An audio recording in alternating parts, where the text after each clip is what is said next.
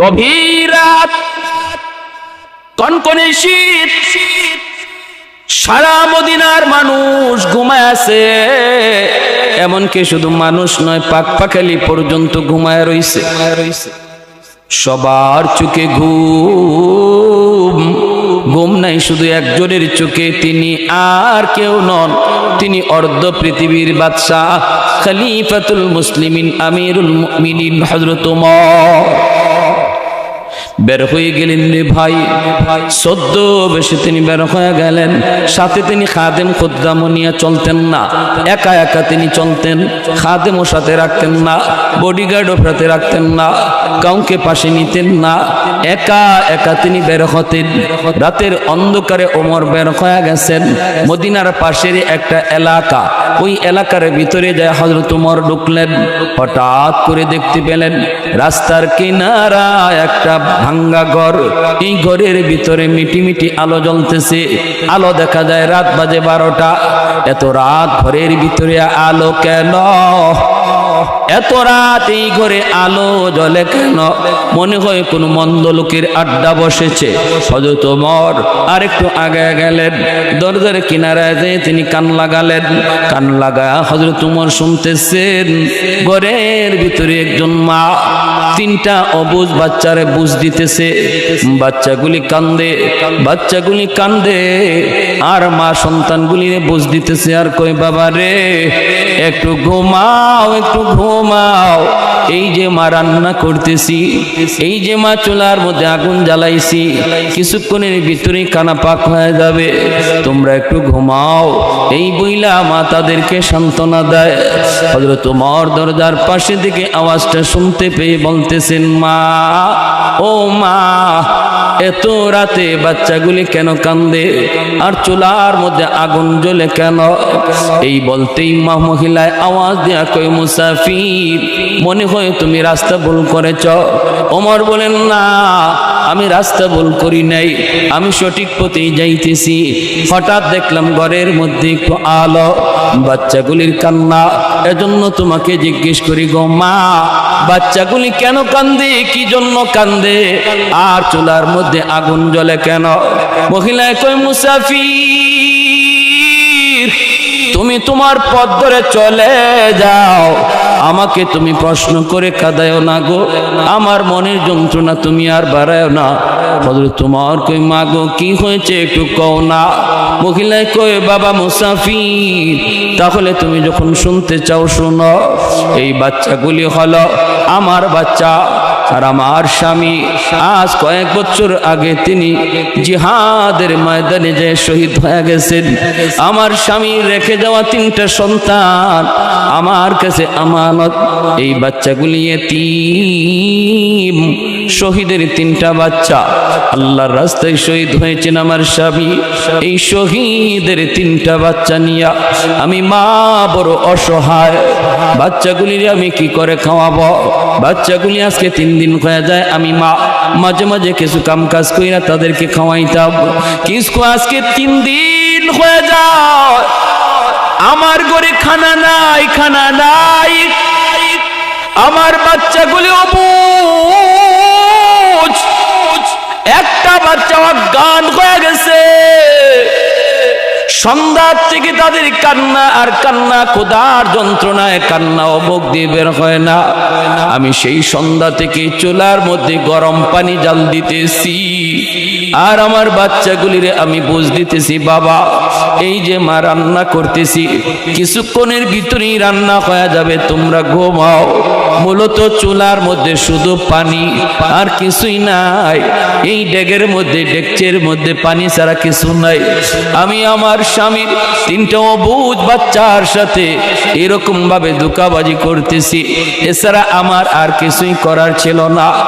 এ মুসাফির, মহিলা কান্দে আর কই, তুমি সাক্ষী থাকো, তুমি নিজে সাক্ষী থাকো। মদিনার শাসক ওমর আজকে একজন শহীদের 3টা বাচ্চা না খায়া মরার পথে আমার একটা বাচ্চার যদি কোনো ক্ষতি হয় রে মুসাফির, তুমি সাক্ষী দেখো কিয়ামতের ময়দানে আমি আল্লাহর আদালতে উমরের গলায় গামছা লাগাইয়া টানবো। যেই মাত্র এই কথাটা ওমরের কানে আসলো, ওমরের পশমগুলো দাঁড়ায় গেল, চিন্তায় পড়ে গেলেন, কপাল ঘেমে গেছে ওমরের, আর শরীরে কাঁপ শুরু হয়ে গেছে। মালিক কয় কি? ও মালিক, আমি ওমর তো জানি না, জানার কথাও না। আল্লাহ এত বড় মামলা বুঝি আমার বিরুদ্ধে দাঁড়াইতেছে। এমনি হযরত ওমর দরজার পাশে থেকে আওয়াজ দিয়ে কই, মা গো, তুমি যে এত কষ্টে আছো, এই খবরটা তো তুমি ওমরকে দিতে পারতা। তিনি তো বাদশাহ, তিনি কেমন করে খবর নিবে? এত খবর তো ওনার পক্ষে নেওয়া সম্ভব না, তুমিও তো খবরটা দিতে পারতা। মহিলায় কই রে, মহিলায় ডাক দেয়া কই, মুসাফির, তুমি মনে হয় আমার নবীর হাদিস জানো না। আমার নবীর হাদিস হলো জনগণের খবর নেবে বাদশাহ, বাদশাকে জনগণ খবর দিবে না। আল্লাহু আকবার, জোরে কর। আমার নবীর হাদিস, বাদশাকে খবর দিবে জনগণ, বিষয়টা এমন নয়। জনগণের হালত জানবে বাদশাহ, জনগণের কোথায় কি প্রয়োজন, কোথায় কোন সমস্যা, এই খবর নেবে বাদশাহ সরকার। সরকারকে খবর দেওয়া নবীর হাদিস নয়। তাহলে তো তুমি তো মনে করি নবীর হাদিসও জানো না। এই কথা বলতে হযরত ওমরের আরো কাঁপ শুরু হয়ে গেল। মহিলা তো জানতেন কোন মহিলা না, মহিলা তো আমার নবীর হাদিসও জানে। সাথে সাথে ওমর আর দেরি করলেন না, একটা দৌড় দিলেন, মা গো, ও মা, আমি দেখি তোমার একটু উপকার করতে পারি কিনা। এই বইলা ওমর কাঁদতেছেন আর মদিনার দিকে দৌড়াইতেছেন। অর্ধ পৃথিবীর বাচ্চা ওমর চোখের পানি মুছতেছেন আর তিনি মদিনার দিকে দৌড়ান। মদিনার বাইতুল মালের সামনে আইসা তিনি ডাক দিলেন, কোথায় আমার ম্যানেজার, কোথায় আমার খাদেম খুদ্দাম, তোরা কই রে? তাড়াতাড়ি করে তোরা ঘুম থেকে উঠ, বাইতুল মালের চাবি দিয়া তোরা তালাটা খুইলা দে, তাড়াতাড়ি করে তোরা বাইতুল মালের তালা খুল। আমি ওমরকে আল্লাহর আদালতে থেকে বাঁচা, আমি ওমরকে আল্লাহর আদালত থেকে বাঁচা। এই বলতেই ম্যানেজার লাফ দিয়া ঘুম থেকে উঠলো, খাদেম খুদ্দাম লাফ দিয়ে ঘুম থেকে উঠলো। ম্যানেজার যাইয়ে এসে এরকম চাবি দিয়া তালাটা খুললো। হযরত ওমরের একজন খাস খাদেম ছিল আসলাম। আসলাম দৌড় দিয়া আইসা কয়, আমিরুল মুমিনিন, ঘটনা কি হয়েছে একটু কর। ওমর কয়, আসলাম, কথা কইস না, তাড়াতাড়ি একটা আটার বস্তা উমরের মাথায় তোরা তুইলা দে। উমরের মাথায় আটার বস্তা তুইলা দে। আসলাম কয়, আমিরুল মুমিনিন, আমার মাথায় আপনি বস্তাটা তুইলা দেন, আমি বস্তা নিয়ে যাই। হযরত ওমর কয়, সর, তোর মাথায় বস্তা দিলে ওমর আল্লাহর আদালত থেকে বাঁচতে পারবে না। তোর মাথায় বস্তা তুলে দিলে ওমর বাঁচবে না, আমার মাথায় বস্তা উঠায় দিরে আসলাম, আর দ্রুত করে তুই আমার ঘরে যা, যা দেখ নগদ কিছু রুটি আর গোশত আছে কিনা। যদি পাস, দ্রুত আমার পেছনে পেছনে দৌড়া। অর্ধ পৃথিবীর বাদশাহ খলিফাতুল মুসলিমিন আমিরুল মুমিনিন হযরত ওমর মাথার মধ্যে তিনি আটার বস্তা নিয়া ওই মদিনার বস্তির দিকে দৌড় শুরু করলেন। আর একটু জোরে কোন সুবহানাল্লাহ। फारूक तेरा नाम से इस्लाम रहेगा, फारूक तेरा नाम से इस्लाम रहेगा, दुनिया की अदालत में तेरा नाम रहेगा, दुनिया की अदालत में तेरा नाम रहेगा, उस्मान तेरा नाम से इस्लाम रहेगा, दुनिया की सखावत में तेरा नाम रहेगा, हैदर तेरा नाम से इस्लाम रहेगा, दुनिया की शजात में तेरा नाम रहेगा, मुआविया तेरा नाम से इस्लाम रहेगा, दुनिया की सियासत में तेरा नाम रहेगा, दुनिया की सियासत में तेरा नाम रहेगा। একটু জোরে সুরে কোন আল্লাহু আকবার। মুসলমানের আওয়াজে বলি আল্লাহু আকবার। ভাইরা বন্ধুরা, অসুবিধা হইতেছে আপনাদের, একটু জিকির করি লা ইলাহা ইল্লাল্লাহ জোরে।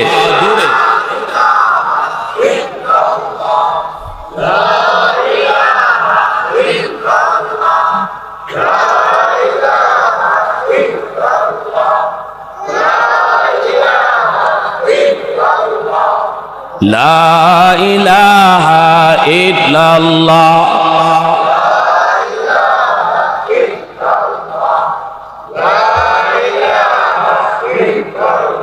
লা ইলাহা ইল্লাল্লাহু মুহাম্মাদুর রাসূলুল্লাহ। জোরে সুরে বলি সাল্লাল্লাহু আলাইহি ওয়াসাল্লাম। দৌড়ায় বাড়ির পাশে, ঘরের পাশে গিয়ে হাজির, ডাক দিয়া বলতেছেন মা গো, দরজা কানা একটু খোলো। দরজাটা খুলে দিয়া হযরত ওমর ওই রুটি আর গোশতটা দিয়া বলতেছেন মা, বাচ্চাগুলিকে তুমি নগদ রুটি আর গোশতটা খাওয়াও, আর একটা বস্তা আটা তোমার ঘরে রেখে গেলাম, যখনই মন চায় এখান থেকে আটা নিয়ে রুটি বানায় বাচ্চাগুলিরে খাওয়াও। হযরত ওমর নিজের পরিচয় দেন না, তিনি যে ওমর এই পরিচয়টা দিলেন না, বরং নিজের পরিচয় মহিলার কাছে মুসাফির দিয়া চলে গেলেন। যেরকম সুবহানাল্লাহ। আর আমরা বাবারি 2 টাকা দান করি না, 5টা ক্যামেরা লই, হ্যাঁ, বাহ বাহ বাহ বাহ বাহ বাহ। 2 টাকা দান করি না, 5টা ক্যামেরা, আর খালি অ্যাডভার্টাইজ, খালি প্রচার আর প্রচার। অমুকে এত টাকা দিয়ে দিছে, অমুকে এত ত্রাণ দিয়ে দিছে, এই করছে সেই করছে। আর হযরত ওমর এক বস্তা আটা মাথার মধ্যে লইয়া মহিলার ঘরে পৌঁছাইলেন, নগদ রুটি আর গোশত পৌঁছাইলেন, তবুও তিনি যে ওমর এই পরিচয়টা দিলেন না, মুসাফির কইয়া চলে গেলেন। জোরে কন্যা সুবহানাল্লাহ। আদর্শ শিখে যাও, নেতৃত্ব শিখে যাও। নেতা হওয়া সহজ, আদর্শ নেতা হওয়া কঠিন। আওয়াজ দিয়ে বলেন ঠিক কি না? শিখে যাও। একটা দৃষ্টান্ত দেখাও, একটা আমার নবীর দৃষ্টান্ত তো অনেক উপরে, নবীর সাহাবীরা যা কইরা গেছেন, একটা দৃষ্টান্ত বেঈমানরা দেখাও। তাম পৃথিবীর সমস্ত মুসলিমকে চ্যালেঞ্জ করা হলো, এমন একজন ওমর তোমরা বের করো। পারবে না ইনশাআল্লাহ, ঠিক কিনা? জোরে কোন পারবে না। সাধারণ জেনতেন খলিফা আর আমির নন, এই ছোট্ট এরিয়া লইয়া না, অর্ধ পৃথিবীর বাদশা, যার আঙ্গুলের ইশারায় চলে সে ওমর নিজে একজন এমন সাধারণ অপরিচিত মুসাফির বেশে নিজের মাথায় আটার বস্তা লইয়া একজন বিধবা মহিলার ঘরে খানা পৌঁছে দিলেন। সুবহানাল্লাহ। ভাইরা বন্ধুরা, শুধু তাই নয়, আরেকটা ঘটনা বলি, শেষ দিব পরে, শুনেন। আরেকটা ঘটনা বলি, হযরত আবু বকর সিদ্দিক রাদিয়াল্লাহু তাআলা আনহুর ইন্তেকালের পর ওনার জীবনী নিয়ে এরকম ভাবে একটা সেমিনার হলো। এই সেমিনারের ভিতরে আবু বকর কেমন ছিলেন এই কথাটা সবাই বলতেছে। ওই অবস্থায় দেখা গেল একজন মানুষ, গ্রামের মানুষ কয়, আমি আবু বকর সম্পর্কে একটা কথা জানি। কি কথা তুমি জানো? কই সকালবেলা তিনি আমাদের বস্তির একটা রাস্তা দিয়ে তিনি ঢুকতেন, এই দিক দিয়ে তিনি যাইতেন। কোথায় যাইতেন আমরা কেউ জানতাম না। প্রতিদিন ওই গলিটা দিয়ে তিনি ঢুকতেন, আর কোথায় যেন যাইতেন আমরা কেউ জানি না। এটা আমি তার সম্পর্কে জানি। হযরত ওমর ফারুক রাদিয়াল্লাহু তাআলা আনহু তিনি খলিফা হওয়ার পর, বাদশা হওয়ার পর তিনি মনে মনে ভাবতেছেন ঘটনা কি, আবু বকর কেন এই রাস্তা দিয়ে এই গলি দিয়ে যাইতেন, আমি একটু যাব। হযরত ওমর তিনিও এই গলিটা দিয়ে রাস্তা শুরু করলেন, হাঁটা শুরু করলেন। কিছু দূর যাবার পর তিনি দেখতে পেলেন রাস্তার মধ্যে দুর্গন্ধ, এত দুর্গন্ধ, এত দুর্গন্ধ। ওমর মনে মনে ভাবতেছেন এই রাস্তায় এত দুর্গন্ধ কেন, মানুষজন কেউ আসা যাওয়া করে না। ওমর তবু সামনের দিকে আগাইতেছেন। আবু বকর কেন এই রাস্তা দিয়ে তিনি যাইতেন, আমার একটু দেখতে হবে, দেখতে হবে। ওই অবস্থায় ওমর সামনের দিকে যখন আগায় দেখেন রাস্তার ড্রেনের পাশে একটা লোক পইরা আছে, একটা বুড়া মানুষ, চোখে দেখে না, সারা শরীরটা তার পচে গেছে, দুর্গন্ধ বের হয়, কুষ্ঠ রোগী। তার শরীরের পচা গন্ধের কারণে কেউ এই রাস্তা দিয়ে আয় না, যায় না। এই লোকটা এই রাস্তায় আসে বিদায় কেউ এই রাস্তা ব্যবহার করে না। হযরত আবু বকর তিনি যখন খলিফাতুল মুসলিমিন, তিনি এই রাস্তা দিয়ে তিনি যাইতেন। হযরত ওমর তিনি জানতে পারছেন আবু বকর হালুয়া নিয়ে যাইতেন। ওমর তিনি হালুয়া নিয়েই রওনা দিছেন। যাইতে যাইতে তিনি বুঝে গেলেন আবু বকর তো এই মানুষটার কাছেই তিনি আসতেন, যেই মানুষটা চোখে দেখে না, রাস্তার মধ্যে পইরা রইছে, রিজিকের কোনো ব্যবস্থা তার কেমনে হবে কেউ জানে না। আবু বকর খলিফাতুল মুসলিমিন হইয়া তিনি হালুয়া পাকাইয়া ওই কুষ্ঠ রোগীটারে নিজের হাতে হালুয়া খাওয়াইতেন। অর্ধ পৃথিবীর বাদশা ওমর তিনিও হালুয়া নিয়ে ওই মানুষটার কাছে যাইয়েই যেই মাত্র তারে হালুয়া দিতে চাইলেন, এমনি ওই অন্ধ লোকটা কুষ্ঠরোগী মানুষটা কই, বাবা রে, আজকে একদিন দুই দিন পার হয়ে গেল, তুমি আসতেছো না, ঘটনা কি? ও বাবা, আমি তো পেটের ক্ষুধায় অস্থির হয়ে গেছি, আমি তো পেটের ক্ষুধায় অস্থির। হযরত আবু বকর তিনি তো ইন্তেকাল করেছেন, 2 দিন হয়ে গেছে। এই কুষ্ঠ রোগী জানে না, কেউ তারে খবরও দেয় না। সে মনে করছে আবু বকর তিনি আসছেন খানা নিয়া। হযরত ওমর নিজের পরিচয় দেন না। ওমরও বলতেছেন, বাবা উনি কয়েকদিন ব্যস্ত আছিলাম, ঝামেলা ছিল, এই জন্য আসতে পারি নাই, ঝামেলার কারণে আসতে পারি নাই। ঠিক আছে, আমি তোমার খানা খাওয়াইতেছি। এই বইলা যেই মাত্র তিনি হাতের মধ্যে হালুয়াটা নিয়ে তারে খাওয়াইবেন, যেই মাত্র হাতটা মাত্র মুখে দিছেন, এমনি লোকটা কয়, মিয়া তুমি আমার ওই প্রথম লোকটা না, তুমি আমার ওই লোক না, তুমি অন্য কেউ, তোমার পরিচয় দেও। কোথায় আমার সেই লোক, কোথায় আমার সেই বাবাজান, কোথায় আমার সেই বাবাজান, যেই বাবাজান আমারে খাওয়াইতো, তুমি সেই লোক না। হযরত ওমর কয়, কেমনে তুমি বুঝলা আমি সেই লোক না? কয়, কারণ হলো আমার বাবা প্রতিদিন আমারে খাওয়াইতো, হাত দিয়া না, হাত লাগাইলে পরে হাতটা আমার টুটে যখন লাগে, নখের কারণে আমার এই আক্রান্ত জায়গায় আমি ব্যথা পাইতাম। যেদিন আমি ব্যথা পাইছিলাম, এরপর থেকে সে আর হাত দিয়া খাওয়াইতো না, বরং সে মুখের মধ্যে হালুয়া লইয়া এই মুখ দিয়ে আমাকে আমার মুখে তুলায়া তুলায়া দিত। তুমি আমার সেই লোক না। ওমর সাথে সাথে চোখের পানি জড়াই আল্লাহর কদমে সেজদায় পড়ে গেলেন। ওমর কান্দের কই, মালিক আমি তোমার আবু বকরের মতো হতে পারবো না,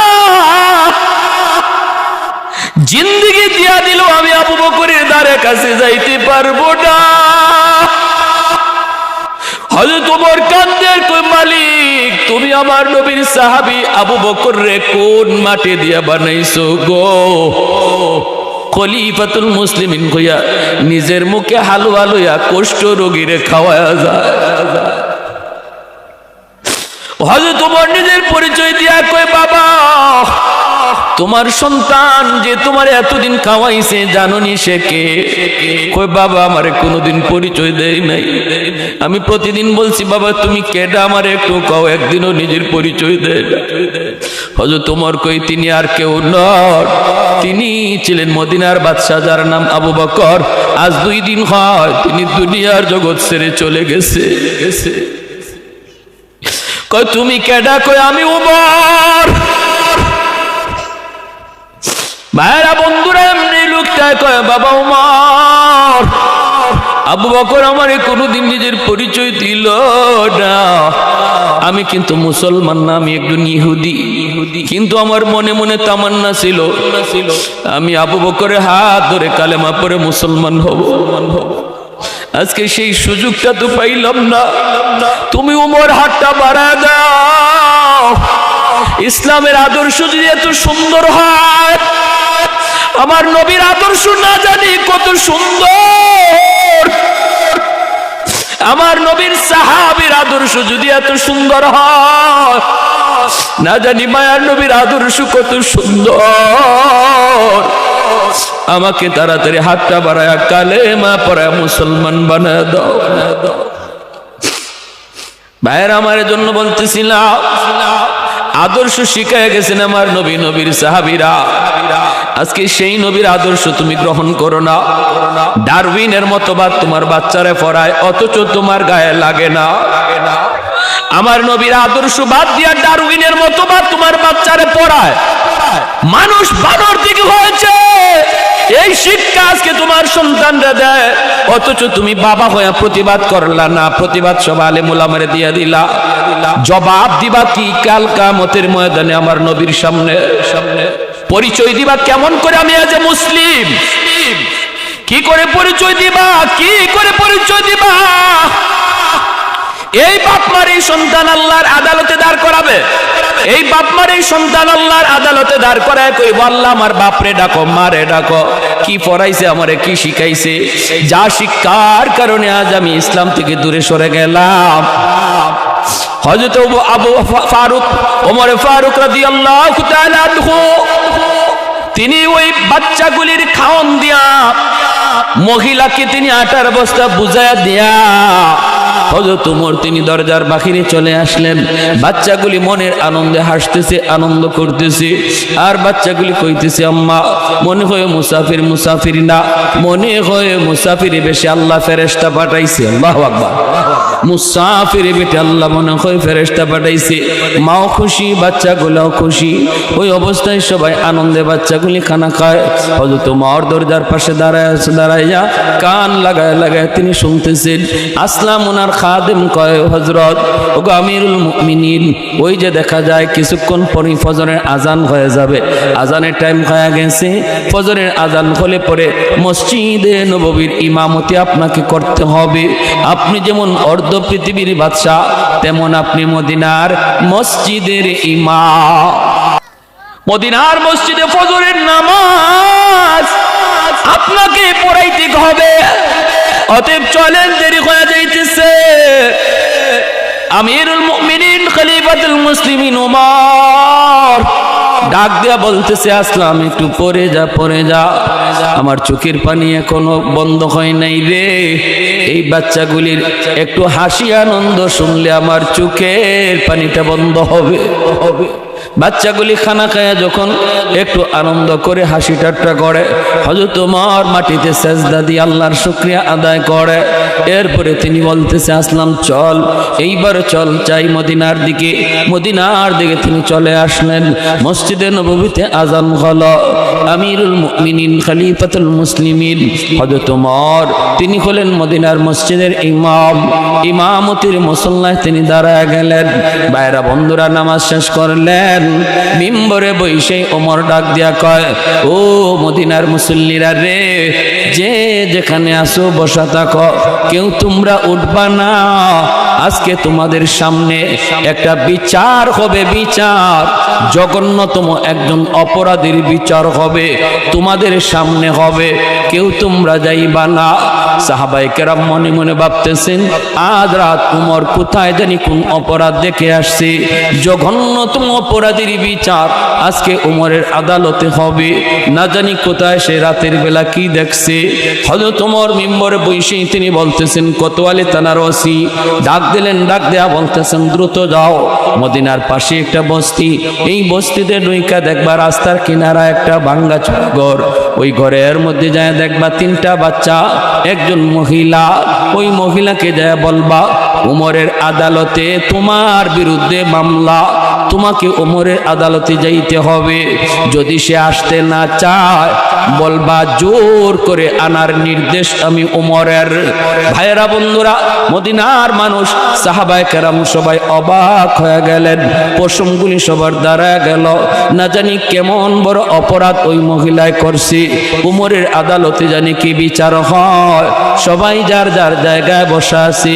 পুলিশ দ্রুত গেল এই জায়গায়, যে মহিলাকে খবর দেয় ওমরের আদালতে তোমার বিরুদ্ধে বিচার, যেতে হবে, তোমাকে না গেলে জোর করে নেওয়া হবে। মহিলার আত্মা কেঁপে উঠল, ওমর নাম শোনা মাত্র বাচ্চাগুলি পর্যন্ত কেঁপে উঠল, কারণ ওমর ফারুক রাদিয়াল্লাহু তাআলা আনহুর নাম শুনলে ভয় পায় না এমন কোন মানুষ ছিল না।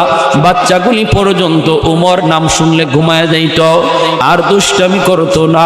ওই বাচ্চাগুলি মাকে জড়ায় ধরে কান্দে আর কই, মা গো, ওমরের আদালতে তোমার বিরুদ্ধে কি বিচার? মায়ও কয়, বাবারে কিছুই তো বুঝি না, কিছুই তো জানলাম না। মহিলায় কয়, আমি তো জানি না কোন অন্যায় করছি, কোন কারণে আমার বিরুদ্ধে মামলা। পুলিশেরা কয়, আমরা এত কিছু বুঝি না, এত কিছু জানিও না, বরং খলিফার নিজের ওয়ার্ডার তোমাকে নিয়ে যাওয়ার জন্য। মহিলা ভয়ে কাঁপে। যেই বাচ্চা 2টা হাঁটতে পারে, এই বাচ্চাগুলিও মাকে জড়ায় কয়, মা গো, ও মা, তুমি যে রাতের অন্ধকারে মুসাফিরের সামনে বলছিলা উমরের গলায় গামছা লাগাইবা, আল্লাহর আদালতে মনে হয় ওই মুসাফির যায়া উমরকে সব বইলা দিছে গো মা, মনে হয় মুসাফির গিয়া উমরকে বইলা দিছে। মুসাফির আমাদেরকে খানা খাওয়াইছে ভালো কথা, কিন্তু এই কথা শুনাইয়া কত বড় বিপদে ফালাইছে। মহিলায় কয়, ঠিক আছে, আমাকে টানাটানি করা লাগবে না, জোর জবরদস্তি করতে হবে না, আমি নিজের ইচ্ছায় যাব। এই বইলা মহিলা রওনা দিয়া দিল। 2টা বাচ্চা আমার 2 দিকে ধরা, দুধের বাচ্চাটা মায়ের কুলে। এই অবস্থায় মহিলা মদিনার দিকে রওনা দেয়। কলিজাটা কাঁপতেছে। মহিলা আল্লাহর কাছে কান্দে আর কয়, মালিক, জীবনে কোনোদিন অপরাধ করি নাই, কোনো অন্যায় করি নাই, আজকে ওমরের আদালতে আমার বিরুদ্ধে মামলা। ও মালিক, আমার স্বামীর শাহাদত যদি তোমার দরবারে কবুল হয়ে থাকে, আমার স্বামীর খাতিরে আমার ইজ্জত তুমি রক্ষা কইরো। আমার স্বামীর 3টে ইতিম বাচ্চার মুখের দিকে তাকাইয়া আল্লাহ তুমি আমার ইজ্জতটা আজকে রক্ষা কইরো। আমার 3টে অবুঝ বাচ্চা যদি মাকে হারায়, এরা কারে নিয়ে বাঁচবে? কার গলা ধইরা আমার বাচ্চাগুলি ঘুমাবে? এই বইলা বইলা মহিলা সেই মদিনার দিকে রওনা দিয়া দেয়। ভাইরা বন্ধুরা, আসতেছে এইদিকে হযরত ওমর মিম্বরে বসে অপেক্ষায়। মদিনার মসজিদে যেই মাত্র ঢুকবে, ওমর দেখে ফেলছেন দরজার পাশে, হাত দিয়ে ইশারা দিয়া বলেন, মাঝখান দিয়া রাস্তা করে দাও, তোমরা মাঝখান দিয়া রাস্তা করে দাও। মহিলা গেটের ভিতরে ঢুকেই ঝাপসা ঝাপসা তাকায় দেখে মিম্বরে যেই মানুষটাকে বসা দেখা যায়, ইনি তো অবশ্যই ওমর, ইনি তো অবশ্যই আমিরুল মুমিনিন, কিন্তু চেহারাটা গত রাতের মুসাফিরের মতো। ভয় অন্তর আত্মা কাইপা উঠল। মহিলা আরো ভয় পেয়ে গেল। হায়, আমি গত রাত যারে মুসাফির মনে কইরা ওমরকে গালি দিয়েছিলাম, ওমরের ব্যাপারে মামলার কথা বলেছিলাম, ইনি তো মুসাফির না, ইনি তো ওমর। তাহলে ওমর কি বুঝি আমি এত শক্ত কথা বলছি? না জানি গো মালিক, আজকে আমার গর্দান যায় বুঝি, আজ বুঝি আমার কি শাস্তি হয়, কি শাস্তি হয়। ওমর এত গরম, এত গরম। মহিলা ভয়ে ভয়ে মসজিদের দিকে ঢুকতেছে।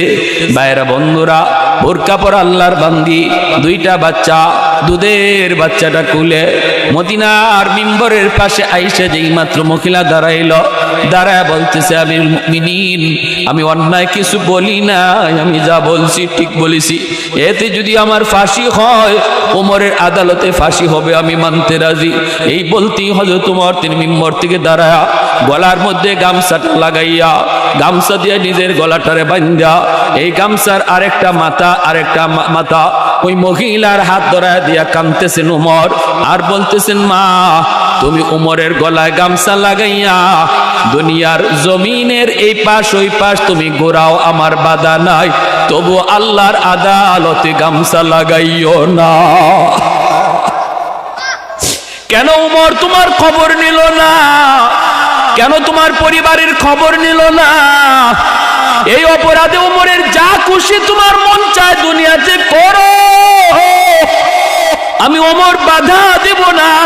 আমি নিজেই গলায় গামছা লাগায় দিলাম, তবু আমার মালিকের আদালতে আমারে তুমি ধরা খাও, কারণ আমি ওমর এমনি আমার মালিককে বুঝ দিতে পারবো না। কেন আমার কাঁধে এত বড় দায়িত্ব আল্লাহ আমারে দিল? আমি এই দায়িত্বের উপযুক্ত না, আমি এই দায়িত্বের উপযুক্ত না। মদিনার মানুষ, আমার দায়িত্ব তোমরা বুঝো, আমাকে মুক্ত করো, আমাকে মুক্ত করো। দুনিয়ার মাত্র 60-70 বছরের হায়াতের জীবনের এই দায়িত্ব, এই বুঝা মাথায় লইয়া আমি এত বড় আল্লাহর আদালতে হাজিরা দিতে চাই না। আমারে বাঁচাও, আমারে বাঁচাও। আর আমার ইন্তেকালের পর আমার পরিবারের কাউরে তোমরা এই দায়িত্ব দিও না, এই দায়িত্ব দিও না। ভাইরা বন্ধুরা, মহিলার সাথে সাথে মাটিতে পইরা আল্লাহর কদমে সেজদা দেয়া কয়, মালিক এইবার বুঝে আসছে কেন তোমার হাবিব বলেছিলেন আমি নবীর পরে যদি কেউ নবী হতো সে ওমর। আরে কুজুরে কোন সুবহানাল্লাহ। এজন্য আমার ভাইরা, দায়িত্ব এত বড় জিনিস, এই দায়িত্বের ভিতরে অবহেলা করবেন না। বাপ মার বহুত বড় দায়িত্ব সন্তানের ব্যাপারে। যে ওমরের কোনো মূল্য ছিল না, উটের রাখাল ছিলেন, উটের রাখাল, উটের পিছনে দাঁড়ায় থাকতেন, উটের পিছনে দাঁড়ায় থাকতেন সূর্যের আলো থেকে বাঁচার জন্য মরুভূমিতে উটের ছায়ার মধ্যে তিনি দাঁড়ায় থাকতেন। উটে এরকম ভাবে গোবর প্রস্রাব করলে মাথার মধ্যে পড়ত। সেই ওমরের কোনো মূল্য ছিল না। ওমর যখন মদিনার বাদশা হলেন, একদিন ওই ময়দান দিয়া তিনি যাইতেছেন সাহাবায়ে কেরাম লইয়া, ওই ময়দানের দিকে তাকায় ওমর চোখের পানি ধরায় কান্দে। সাহাবীরা কে, ওমর কেন কান্দ? ওমর বলতেছে, আমি একদিন এই মাঠে উটের রাখাল ছিলাম, আমার নবীর সংস্পর্শে আসার দ্বারা আজ আল্লাহ আমাকে মদিনার বাদশা বানায় দিছে। এত দামি, এত দামি, এত দামি আল্লাহ আমাকে বানাইছে। আমার নবী রহমতের নবীর সাথে এত আত্মার সম্পর্ক তৈরি হয়ে গেছিল রে আমার ভাই। মায়ার নবী রাতের বেলা স্বপ্ন যুগে কার সাথে দেখা করেন, ওমর এই খবরও রাখতেন। সুবহানাল্লাহ। আল্লাহ নবী আজ রাত কারে কারে স্বপ্নে দেখা দিয়েছেন, এই খবর ওমর জানতেন। কি বুঝলেন? হযরত আলী রাদিয়াল্লাহু তাআলা আনহু তিনি একদিন মসজিদে ঘুমাইছেন, স্বপ্ন যুগে দেখতেছেন আল্লাহর নবীর পাশে বসা, নবীজিকে নিয়ে সাহাবায়ে কেরাম আরো অনেকেই বসা, হযরত আলীও বসা। হযরত আলীর সাথে নবীর সম্পর্ক কি? জামাই শ্বশুর, জানেননি এটা? তো পাশে বসা নবীজির কাছে এক মহিলা খেজুর নিয়ে আইছে, বাগানের প্রথম খেজুর। আইসা বলতেছে, নবী গো, আমার বাগানের প্রথম খেজুর, আমার মন চায় এই খেজুরগুলি আপনি আপনার সাহাবায়ে কেরামের মাঝে বন্টন করে দেন। আল্লাহর নবী সাহাবায়ে কেরাম সবাইকে দিতেছেন 4টা-5টা করে। হযরত আলীর কাছে আইসাই নবী দিয়েছেন একটা। হযরত আলী কোনো কথা বলেন নাই, মনে মনে ভাবতেছেন, আইরে নবী আমারে একটা দিলেন কেন? আমার যদি 4-5টা দিতেন তাহলে আমার হাসান হুসাইনকে দিতে পারতাম, ফাতেমারও দিতে পারতাম। নবী আমারে দিলেন একটা, হইল নি তো কিছু তো আর কওয়া যায় না, কারণ শ্বশুর আবার রহমতের নবী, কোনো কথা কইলেন না, চুপচাপ। এই খেজুরটা নিয়া তিনি মুখে দিয়ে দিয়েছেন একটাই, যখন এটা আর হাসান হুসাইন দিবেন কি, নিজেই খাই দিয়েছেন, মুখে দিয়ে দিয়েছেন। ফজরে আজান হয়ে গেছে, হযরত আলীর ঘুম ভাঙছে। হযরত আলী বলেন, আজানের লগে লগে আমার যেই মাত্র ঘুম ভাঙছে, তখন আমি দেখি আমার মুখে খেজুর এখনো আছে। স্বপ্নে খাওয়া খেজুর ঘুম থেকে জাগিয়ে দেখি আমার মুখে আছে। এই আজানের পরে আমি মসজিদে নববীতে গেলাম, ফজরের নামাজ পড়লাম। নামাজ পড়েন হযরত ওমর, তিনি খলিফাতুল মুসলিমিন, তিনি ইমাম। যিনি বাদশাহ তিনি ইমাম, যিনি বাদশাহ তিনি ইমাম। নামাজ পড়াইলেন মদিনার মসজিদে মিম্বরে আমাদেরকে নিয়ে এইভাবে গুল হয়ে বসলেন। ফজরের পরে হঠাৎ করে দেখি ওই স্বপ্নে দেখা এক বুড়া মহিলার মতোই এক মহিলা লাঠিতে ভর দিয়া খেজুর লইয়া হযরত ওমরের সামনে আইছে। আমার স্বপ্নের কথা মনে পড়ে গেছে, আমি আজ রাত তো স্বপ্নে আমি এটাই দেখলাম। তুই মহিলা ঘটনা কি? তো আয়েশা বলতেছে, খলিফাতুল মুসলিমিন, আমার বাগানের প্রথম ফসল, মন চায় নবী সাহাবীদেরকে নিয়ে আপনি প্রথম ফসলটা খাবেন। তুই হযরত ওমর থলিটা হাতে নিছেন, নিয়ে সবাই রে চারটা পাঁচটা করে দিতেছেন। আমি আলীর দ্বারা আইয়েই একটা দিছেন। কথা বুঝেন না আপনারা? আমার সিলেটি মানুষ তো, সিলেটি ভাষা বুঝতে অসুবিধা হয় না তো? আমার লিটন ভাই খুব মহব্বতের মানুষ, আপনাদের কৃতি সন্তান। কয়েকবার আমার বাসায় পর্যন্ত গেছেন মাহফিলের জন্য। বলছি আমি, ভাই আমি সিলেটি মানুষ, অসুবিধা নাই। তো এরকম ভাবে যখন খেজুরটা একটা খেজুর দিছেন হযরত আলী, এই একটা খেজুর লইয়া মুখে আর দিছেন না। মনে মনে ভাবতেছেন, আচ্ছা রসুলরে তো জিগাই নাই ডরে, উমরে জিগাইতে তো অসুবিধা নাই। জিগাইতেছেন ভাই এটা কি কারবার? সবাই রে দিলেন 4-5 করে। ভাই